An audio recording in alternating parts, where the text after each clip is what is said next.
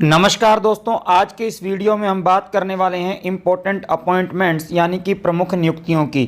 और जितने भी अपॉइंटमेंट्स हैं वो मैं आपको 4 पार्ट्स में करवाने वाला हूं। एक पार्ट के अंदर हम बात करेंगे जितनी भी हमारी डिफेंस बॉडीज़ हैं यानी कि रक्षा संस्थाएं हैं उनके हेड्स की बात करेंगे। एक में जितने भी हमारी फाइनेंशियल बॉडीज़ हैं RBI वगैरह उनके हेड्स की बात करेंगे। एक वीडियो के अंदर मैं जितने भी आयोग या कमीशंस हैं उनके हेड के बारे में बताऊँगा। आज के इस वीडियो में हम बात करने वाले हैं सबसे पहले हमारे संवैधानिक पदाधिकारी यानी कि कॉन्स्टिट्यूशनल ऑफिस होल्डर्स की, और उसके बाद हम बात करेंगे हमारे इंपॉर्टेंट ब्यूरोक्रेट्स यानी कि नौकरशाह की।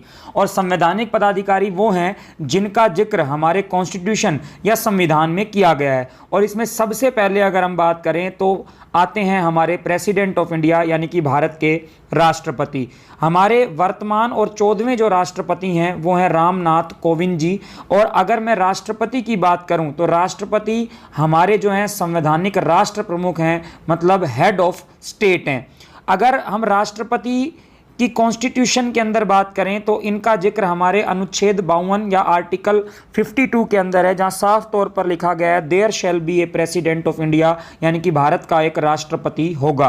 और इसकी जो नियुक्ति या जो इसका निर्वाचन करेगा वो एक इलेक्टोरल कॉलेज या निर्वाचक मंडल करेगा। और राष्ट्रपति का जो निर्वाचक मंडल होता है उसके अंदर लोकसभा राज्यसभा के जितने भी इलेक्टेड मेंबर हैं, सिलेक्टेड नहीं, अपॉइंटेड नहीं, जिनको राष्ट्रपति नामित करता है, जैसे 12 राज्यसभा के अंदर और लोकसभा में 2 एंग्लो इंडियन, वो शामिल नहीं हो सकते। लोकसभा और राज्यसभा के जितने भी इलेक्टेड मेंबर हैं और जितनी भी हमारी विधानसभाएं हैं राज्यों की और केंद्र शासित प्रदेशों की जो विधानसभाएं, उन सभी के मेंबर्स जो हैं मिलकर एक निर्वाचक मंडल या इलेक्टोरल कॉलेज बनाते हैं और वो ही राष्ट्रपति को चुनते हैं। राष्ट्रपति की अवधि 5 साल की होती है और एक व्यक्ति कितनी बार भी भारत का राष्ट्रपति बन सकता है। अभी जल्द ही नवंबर के महीने में हमारे अमेरिका के राष्ट्रपति के चुनाव आने वाले हैं। तो अमेरिका में क्या है, अमेरिका में पहली बात तो जो राष्ट्रपति की टर्म होती है वो 4 साल की होती है, 4 ईयर्स की होती है। और एक व्यक्ति 2 बार से ज़्यादा राष्ट्रपति वहाँ पर नहीं बन सकता। जैसे बराक ओबामा थे, हमारे 2 बार राष्ट्रपति बने, लेकिन अब वो राष्ट्रपति वहाँ पर नहीं बन पाएंगे। और जो इनको शपथ दिलवाता है हमारे भारत के राष्ट्रपति को, वो चीफ जस्टिस ऑफ इंडिया दिलवाते हैं। और हमारे फर्स्ट प्रेसिडेंट थे डॉक्टर राजेंद्र प्रसाद। आगे बढ़ते हैं, अब बात करते हैं उपराष्ट्रपति और राज्यसभा के सभापति की। देखिए, हमारे उपराष्ट्रपति जो हैं वही होते हैं राज्यसभा के सभापति भी। एक्चुअली में उपराष्ट्रपति के पास खुद का कोई काम नहीं है। अगर मैं उपराष्ट्रपति के काम की बात करूं तो उपराष्ट्रपति का काम है राष्ट्रपति की मौत का इंतजार करना, उसके बीमार होने का इंतजार करना या उसके कहीं बाहर जाने का इंतजार करना, क्योंकि जब वो ऐसा करता है तभी उपराष्ट्रपति को राष्ट्रपति के रूप में कुछ काम धंधा मिलता है, अन्यथा उनके पास कोई खास काम नहीं है। और इसीलिए उन्हें राज्यसभा के सभापति के रूप में कार्यभार दिया गया है। तो उपराष्ट्रपति ही राज्यसभा के सभापति होते हैं। और वर्तमान हमारे जो हैं उपराष्ट्रपति और राज्यसभा के सभापति हैं वो हैं वेंकैया नायडू। ये भारत के 13वें जो है उपराष्ट्रपति हैं। इसके अलावा जो हमारी राज्यसभा होती है उसमें सभापति के नीचे एक उपसभापति भी होता है, जिसको हम डेप्यूटी चेयरमैन ऑफ राज्यसभा कहते हैं। वो वर्तमान में है हरिवंश नारायण सिंह। ये भी मैंने आपको यहीं बता दिया। वापस आते हैं, जो हमारे उपराष्ट्रपति है इनका जिक्र हमारे संविधान के अनुच्छेद 63 के अंदर आर्टिकल 63 में किया गया है। वहाँ पर लिखा गया है there shall be a vice president of India. और इनका जो अपॉइंटमेंट है वो भी एक इलेक्टोरल कॉलेज करता है, लेकिन इनके इलेक्टोरल कॉलेज में राज्यसभा और लोकसभा के मेंबर्स ही हिस्सा लेते हैं, राज्य विधानसभाओं के जो मेंबर्स हिस्सा नहीं लेते हैं। इनकी जो टर्म है, अवधि है, कार्यकाल है, वो 5 साल का ही होता है। और इनको शपथ जो है प्रेसिडेंट ऑफ इंडिया दिलवाते हैं। हमारे फर्स्ट वाइस प्रेसिडेंट थे सर्वपल्ली राधाकृष्णन, और इन्हीं के जन्म दिवस पर हम 5 सितंबर को शिक्षक दिवस भी मनाते हैं। इसके बाद आगे बढ़ते हैं तो अब आते हैं हमारे प्राइम मिनिस्टर ऑफ इंडिया यानी कि भारत के प्रधानमंत्री। और हमारे करंट और जो 14वें प्रधानमंत्री हैं, 14th प्राइम मिनिस्टर हैं, वो मिस्टर नरेंद्र मोदी हैं। और आज मैं ये वीडियो बना रहा हूँ, आज हमारे मोदी जी का बर्थडे भी है, तो हैप्पी बर्थडे मोदी जी। 17 सितंबर को मोदी जी का जन्मदिन आता है, तो हमारे पीएम का आज बर्थडे भी है। अगर मैं प्रधानमंत्री की बात करूं तो अनुच्छेद 75 के अंदर प्रधानमंत्री का जिक्र है। वहां पर साफ तौर पर कहा गया है कि प्राइम मिनिस्टर ऑफ इंडिया ये appointed by president of India, हमारे जो भारत के राष्ट्रपति हैं वो प्राइम मिनिस्टर ऑफ इंडिया को अपॉइंट करेंगे, ठीक है। और इसके बाद अगर इनकी टर्म की बात करें तो ये राष्ट्रपति के प्रसाद पर्यंत यानी कि at the pleasure of the president रहते हैं। लेकिन इस प्रसाद पर्यंत या प्लेजर का मतलब ये है कि जब तक हमारे जो प्रधानमंत्री हैं इनके पास लोकसभा का बहुमत है तब तक ये प्रधानमंत्री रहेंगे या राष्ट्रपति इनको प्रधानमंत्री के पद पर रखेगा। अगर लोकसभा का बहुमत नहीं है तो प्रधानमंत्री ये नहीं रहेंगे। यानी कि वास्तव में लोकसभा के अंदर जो बहुमत वाले दल का नेता होता है उसको ही हम जो है प्रधानमंत्री के रूप में अपॉइंट करते हैं हमारे राष्ट्रपति जी। तो इसके बाद अगर शपथ की बात करें तो प्रेसिडेंट ऑफ इंडिया जो है इनको शपथ दिलवाते हैं। और भारत के पहले प्राइम मिनिस्टर थे वो थे जवाहरलाल नेहरू। इनफैक्ट मैं आपको बता दूं जवाहरलाल नेहरू भारत में सबसे लंबे समय तक रहने वाले जो हैं पीएम भी हैं। 16 साल तक नेहरू जी जो हैं वो भारत के प्राइम मिनिस्टर रहे। और वर्तमान में मोदी जी जो हैं ये सबसे लंबे समय तक रहने वाले गैर कांग्रेसी प्राइम मिनिस्टर बन गए हैं हाल ही में। इसके बाद आगे बढ़ते हैं तो चीफ जस्टिस ऑफ इंडिया यानी कि भारत के मुख्य न्यायाधीश, सबसे बड़े न्याय अधिकारी, तो वर्तमान हमारे चीफ जस्टिस ऑफ इंडिया हैं वो हैं शरद अरविंद बोबडे। 47वें चीफ जस्टिस हैं ये भारत के मुख्य न्यायाधीश हैं। और अगर मैं वर्तमान में बात करूं हमारा जो सुप्रीम कोर्ट है उसके अंदर टोटल जजों की संख्या 34 है, 34 है, जिसमें से एक हमारे चीफ जस्टिस होते हैं और जो 33 यानी कि 33 होते हैं वो अदर जजेज होते हैं। तो टोटल इस समय हमारे सुप्रीम कोर्ट के अंदर जजों की संख्या बच्चे कितनी है? 34। आर्टिकल 124 के अंदर जो है इनकी नियुक्ति के बारे में लिखा गया है। और इसके बाद अगर मैं इनकी नियुक्ति की बात करूं ये प्रेसिडेंट ऑफ इंडिया करते हैं, भारत के राष्ट्रपति करते हैं। जो हमारे सबसे सीनियर मोस्ट जज होता है आमतौर पर सुप्रीम कोर्ट के अंदर उसी को चीफ जस्टिस के रूप में जो है हमारे राष्ट्रपति नियुक्त करते हैं। इनकी जो है रिटायरमेंट एज होती है 65 ईयर और इनको शपथ जो है वो भारत के राष्ट्रपति दिलवाते हैं। First chief justice of India थे हमारे एच.जे. कानिया जी, हमारे पहले चीफ जस्टिस थे। आगे बढ़ते हैं तो अब आते हैं लोकसभा अध्यक्ष या स्पीकर ऑफ द लोकसभा। देखिए अगर लोकसभा स्पीकर की बात करें तो करंट है हमारे ओम बिरला जी, 17वें लोकसभा स्पीकर हैं ओम बिरला जी। और लोकसभा के अंदर सबसे पावरफुल व्यक्ति जो होता है वो लोकसभा स्पीकर होता है। इन्हें प्रधानमंत्री भी जो है संबोधन के साथ सभापति जी के संबोधन के साथ बोलता है, जी लगाकर वो इनका संबोधन करते हैं।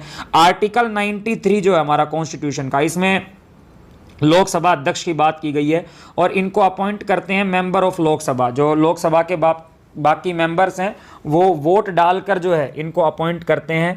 और इनकी जो टर्म होती है वो during the life of the Lok Sabha, यानी कि जितनी लोकसभा चलेगी उतनी ही जो है इनका कार्यकाल भी होगा। और लोकसभा का कार्यकाल 5 वर्ष है, तो ये ठीक ठाक रहे इनका स्वास्थ्य, तो 5 साल इनका कार्यकाल होता है।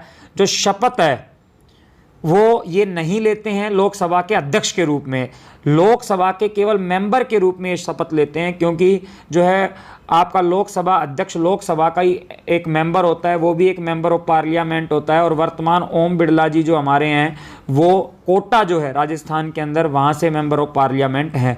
जो हमारे पहले लोकसभा स्पीकर थे, काफ़ी सारे एग्जाम्स में पूछा गया है, जी.वी. मावलंकर, गणेश वासुदेव मावलंकर जी हमारे पहले लोकसभा अध्यक्ष थे। आगे बढ़ते हैं तो अब हमारे मुख्य चुनाव आयुक्त यानी कि chief election commissioner of India, Bharat के सबसे बड़े चुनाव अधिकारी, और भारत के सबसे बड़े चुनाव अधिकारी यानी कि chief election commissioner of India इस समय हैं हमारे सुनील अरोड़ा जी। ये सुनील अरोड़ा जी की तस्वीर है।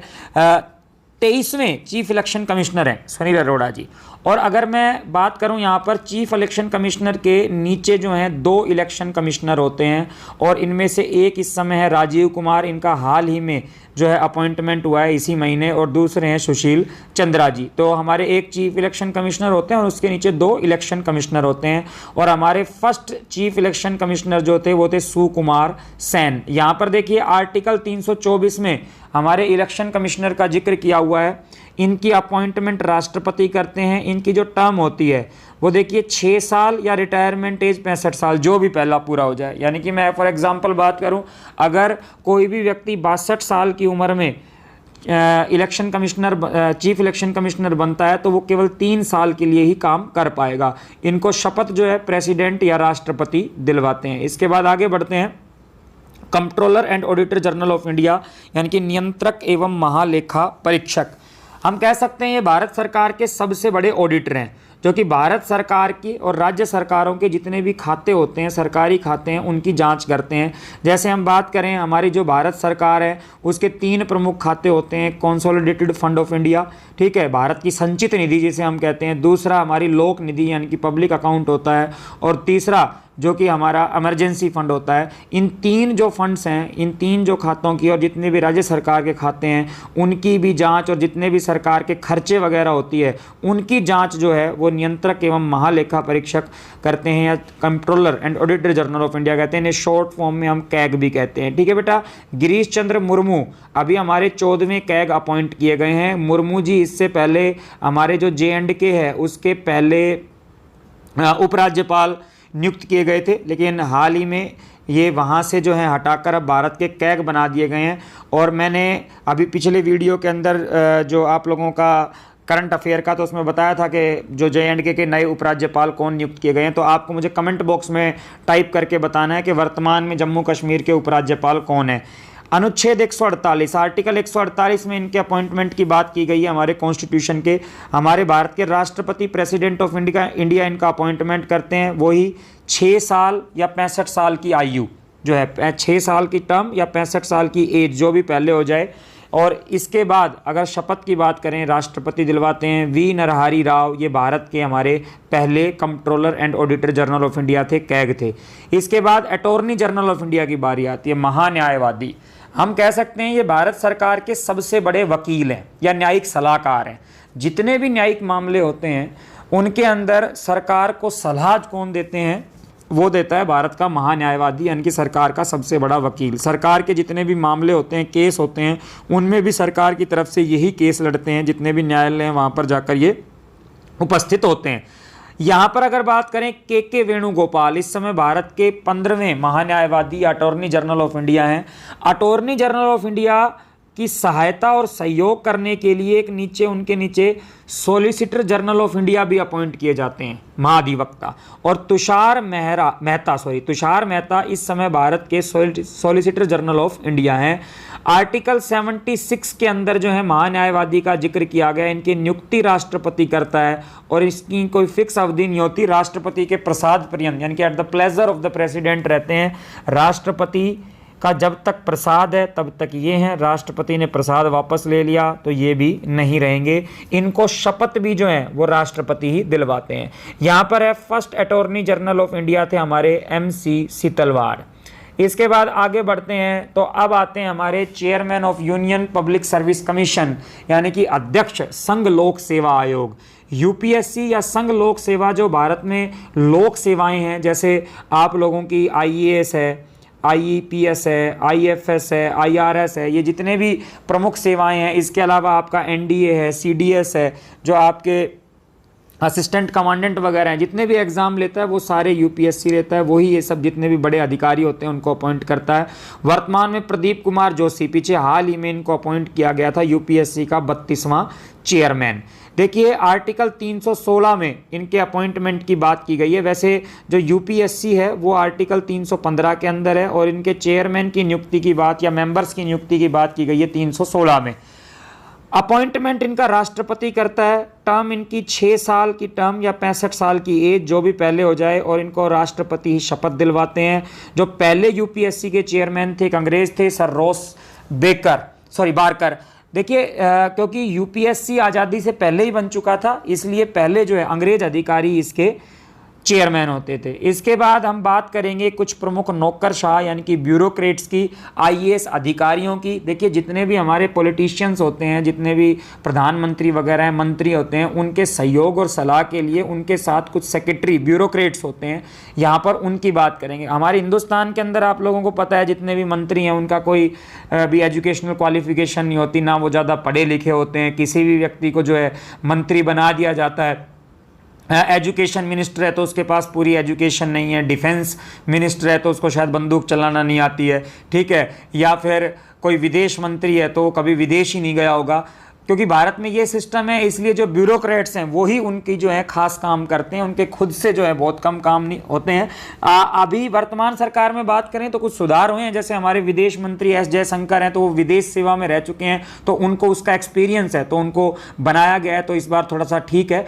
वित्त मंत्री हैं, वो भी पहले जो है फाइनेंस वगैरह की पढ़ाई कर चुकी हैं, निर्मला सीतारमण, तो वो भी इस बार ठीक ठाक है। लेकिन ज़्यादातर भारत सरकार में ऐसा ही हुआ कि जो मंत्री बनाए जाते हैं वो उस फील्ड से नहीं होते, इसलिए उनका कामकाज जो है नौकरशाह या ब्यूरोक्रेट्स ही देखते हैं, जो बड़े आईएएस, आईपीएस या आईएफएस अधिकारी होते हैं। इनमें सबसे पहले अगर हम बात करें तो सबसे पहले आते हैं हमारे कैबिनेट सेक्रेटरी ऑफ इंडिया, यानी कि मंत्रिमंडल सचिव। देखिए बच्चे, एक आईएएस अधिकारी अपने जीवन काल में जो सबसे ऊंचे पद पर पहुंच सकता है तो वो पद होता है कैबिनेट सेक्रेटरी, यानी कि सबसे बड़ा सरकारी अधिकारी है। राजनीतिक पद जो है हमारा राष्ट्रपति और प्रधानमंत्री का है, लेकिन सरकार के अंदर जो एक सरकारी अधिकारी का, एक नौकरशाह का जो सबसे बड़ा पद है वो होता है कैबिनेट सेक्रेटरी। इससे ऊपर कोई व्यक्ति कहीं भी नहीं पहुंच सकता। भारत सरकार के जितने भी विभाग हैं, जितने भी आईएएस अधिकारी हैं, जितने भी आईपीएस अधिकारी हैं, वो सब इसी व्यक्ति के अंदर आते हैं। राजीव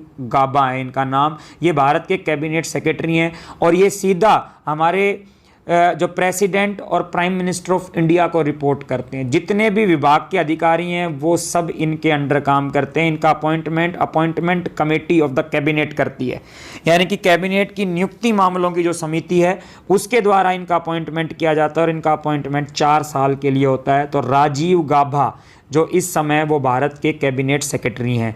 इसके बाद आगे बढ़ते हैं, कुछ इंपॉर्टेंट सेक्रेटरी और मैं बता देता हूँ गवर्नमेंट ऑफ इंडिया के। देखिए वैसे तो हर विभाग के अंदर, चाहे वो कृषि मंत्रालय हो, चाहे शिक्षा विभाग हो, चाहे वो उद्योग हो, चाहे वो सड़क परिवहन और रेल विभाग हो, हर विभाग के अंदर मंत्री के साथ एक सेक्रेटरी होता है। लेकिन यहाँ पर आपको सब याद करने की जरूरत नहीं, लेकिन 4-5 जो अहम हैं, मुख्य हैं, जो कि आमतौर पर पेपर में पूछे जाते हैं, केवल हम उनकी बात करते हैं। सबसे पहले principal secretary to the prime minister, यानी कि हमारे पीएम प्रधानमंत्री के मुख्य सचिव कौन है, वो है प्रमोद कुमार मिश्रा।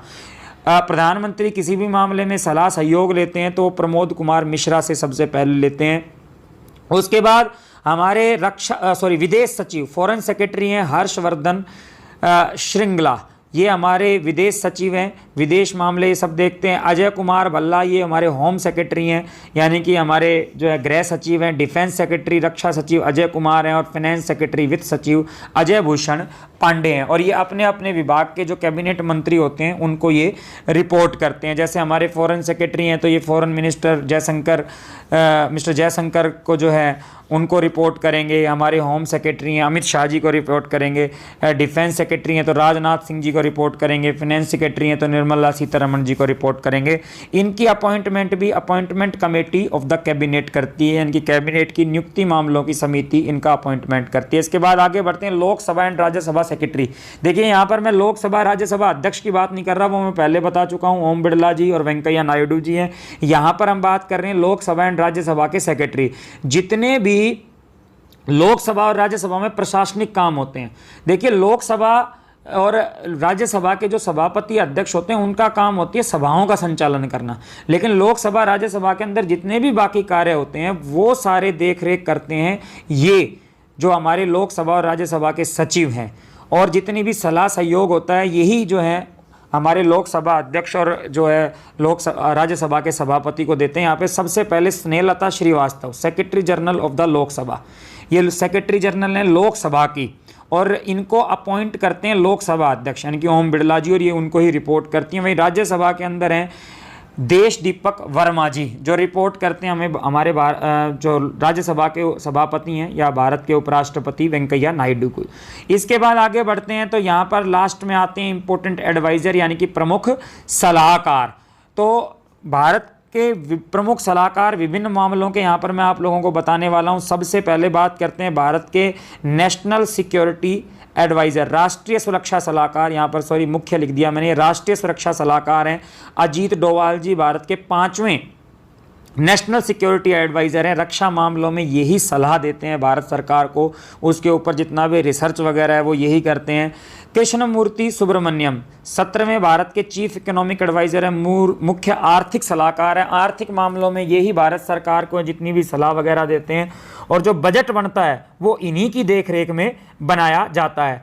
और तीसरे हमारे के विजय राघवन जी हमारे प्रिंसिपल साइंटिफिक एडवाइजर हैं, मुख्य वैज्ञानिक सलाहकार हैं, और ये भारत के तीसरे मुख्य वैज्ञानिक सलाहकार हैं। भारत के पहले मुख्य वैज्ञानिक सलाहकार जो थे महान एपीजे अब्दुल कलाम जी थे, जो भारत के राष्ट्रपति भी बने, और इनको जो अपॉइंट करता है वो appointment committee of the cabinet करती है।